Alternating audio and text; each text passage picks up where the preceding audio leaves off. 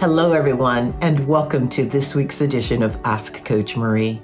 I'm Marie O'Neill, founder of Padma Life Coaching and your host on this series. This is the place where you ask a question and I give my unique opinion as a life renewal coach, astrologer, and past life regression facilitator. Please know that I am not a therapist and I will never tell you what you must do. Each week on Fridays, a new video is released with me answering 2 questions from the viewers. In addition to the 2 questions, I talk about various other life renewal topics. So let's go ahead and get started with the questions for this week. Our first question comes from Leo in Portland, Maine. All right, Leo says, I'm 42 and realize I'm constantly criticizing myself in my head, even for small mistakes. It makes me hesitant to try new things or put myself out there. How can I start quieting that inner critic and being kinder to myself?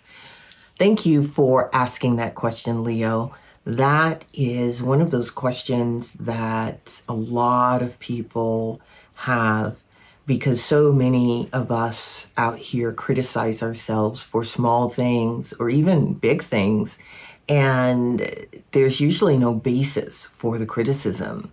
It's something that seems to be a part of the human condition, which is, I call it a shadow of the human condition. It's not a good thing at all. With these thoughts that you have, ask yourself, is the criticism truth? Usually it's not. Ask yourself where it comes from. You want to replace that particular thought with something that is positive, something that is actually true. You don't want to be Pollyannish about whatever it is you've been criticizing yourself about. You do want to replace the thought. For example, if you made a mistake in the past and you're criticizing yourself for it, find a way of saying to yourself, this was true. I have learned from that mistake or from whatever issue it was that you made an error. Whatever it was that happened in the past does not mean that it's going to happen in the future. And if you can stop the thought mid-thought, that's going to be really good. That's going to help you and set you up for success. Now, to do that, of course, you have to recognize that you're being critical, which you are. You've recognized it because you put it in writing. Then you want to pay attention to your thoughts as they come up as much as you can. You're not able to do it all the time, but when you catch yourself with that critical thought, stop mid-thought and replace it with asking yourself, is this actually true? What if something else, blah, blah, blah, actually happens versus what I'm criticizing myself for? You can come up with an affirmation that you can replace the negative thought with. That's going to be the best way to do this. You are reprogramming yourself to think more positively, and that's going to help the critical thoughts to stop. It won't happen right away, but it will happen over time. And you will catch yourself with those critical thoughts quicker. You'll also start paying attention to your body and how it feels in your body to have those critical thoughts. Those thoughts will affect every aspect of your being. So it's always a good idea to work with them and stop them as soon as you can. Replace them with an affirmation or with whatever the truth actually is. And just keep doing that over and over again. So I hope that answers your question. Please comment below and let me know how you're getting on. All right. The topic for today is the power of positive self-talk. And of course, the reason that I am choosing this as a topic is because of the question that Leo sent. So, the power of positive self-talk. And as I said to Leo, you don't want to be Pollyanna. You want to look at the truth of the situation, whatever it is you're dealing with, And whatever we're thinking is energy, and it's energy that is radiating from the inside going out, and it's radiating out into the world and into the universe. So what we actually receive back is what we put out. It can't be any other way. Have you ever had something that you didn't want to happen, and you just thought a lot about it, about what you didn't want to happen, and then it came to pass? Well, the reason that that happened is because the universe does not see negatives. It doesn't see the word no. What it sees is, oh, this is what you want, therefore it happens. This is why Mother Teresa refused to go to any peace walks or where she was marching against something. Because if you're marching against something, you're actually going to get it. That's just the way the universe works. So if there's something that you want, that's where you put your emotion.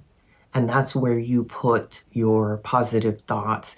If there is a particular job you want or place you want to live, whatever it is you want, you've got to put a lot of emotion behind not wanting it, but having it, which goes to the power of attraction. Positive thought is a part of that. And you'll find that you will be virtually unstoppable when you have positive thought, because it helps to strengthen your inner being. It's as though your bones are stronger. I don't know if that's true or not, but you feel better and you feel more energized, and it's more of a can do. That is something that all of us want. So I hope that helps. All right, let's go ahead and move on to our second question for today. Our second question comes from Isabel, who is in Boise, Idaho. Isabel writes, I'm naturally shy and struggle with low self-confidence, especially in group settings at work or even social events. What's one small practical thing I can do regularly to start building my confidence? That's a really good question, Isabel. There's, of course, a lot of things that you can do to help build your self-confidence. And one is taking an improv class. I know that might sound far-fetched. However, because it's improv, you're having to think on your feet, you're having to improvise and not have anything planned. It helps to help you expand your environment. It's a good place or good way to meet new people. And it helps with being spontaneous. I love improv, and I remember when I was taking it, it really helped me a lot. And I'm not an introvert or shy. However, I've noticed people who are shy and introverts actually start to shine in those classes. So that's one thing that you can do. Another thing is you can invite one or two people out for lunch or dinner and just have conversations with them to help open up a little bit more so that you feel more comfortable in the work environment. Another thing that you can do is if you're going to be going somewhere or going to an event, going to be around a lot of people, take someone with you who you trust and who you feel comfortable with. That will help you to relax more when you're in these environments where maybe your self-confidence isn't as high. Other people with you who have good self-confidence and who believe in you, they will help to bolster your self-confidence. Another thing that you can do is writing about it. Writing in a journal, writing your thoughts and what it is you want for yourself, and envisioning yourself actually going through a scenario of having self-confidence and what that feels like. Finally, another thing that you can do is fake it till you make it. I know you've heard that one. Is there someone that you admire? Someone who you feel has a lot of self-confidence? You can emulate them. I'm not saying copy them or have their voice or anything like that. But look at how they go through life and see if there's one aspect of them that you can try on or you can emulate, and see what that does for you. See if that helps bolster your self-confidence. Let me know how things turn out. Send me an email, comment below. I'd love to hear how you're getting on with this. All right, we have come to the end of the video for this week. Please be sure to like and subscribe to this YouTube channel. It does help with the algorithms. The more people like and subscribe, the more this video and all of the videos are actually pushed out for others. If you would like to learn more about the services I offer, please check out my website, padmalifecoaching.com.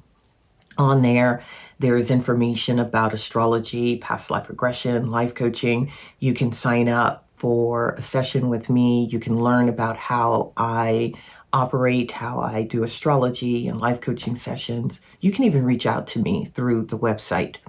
In addition to reaching out to me through the website, if you have questions that you want me to answer here on this particular series, send them to padmacoach@icloud.com. That's padmacoach@icloud.com.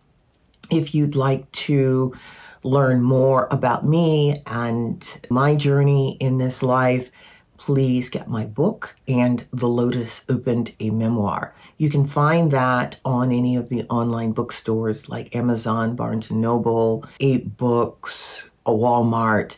In that book, I talk about my life journey and the chaos and trauma that I had to actually endure and work through. The purpose of the book is to give you the roadmap that I followed to be able to work with myself and heal from a lot of trauma. There is a virtual healing retreat that I am producing and hosting coming up the end of the month on the 29th and 30th. This is about you getting in touch with your inner self, learning about your intuition and connecting with your guides, learning about past life regression, learning and connecting with other people who are in the community. If you'd like to learn more about this event, I'll put the link below. All you need to do is click on it and go to the Eventbrite page, which is where the event will be hosted.